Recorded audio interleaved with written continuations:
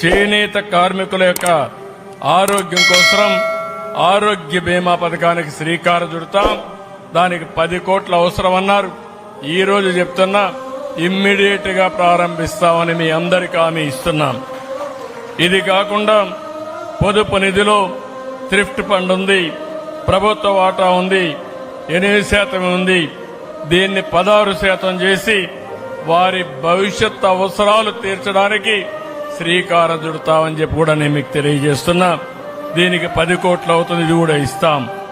అదే మరిగా జీఎస్టీ, చాలా మంది చేనేత కార్మికులు బాధపడుతున్నారు.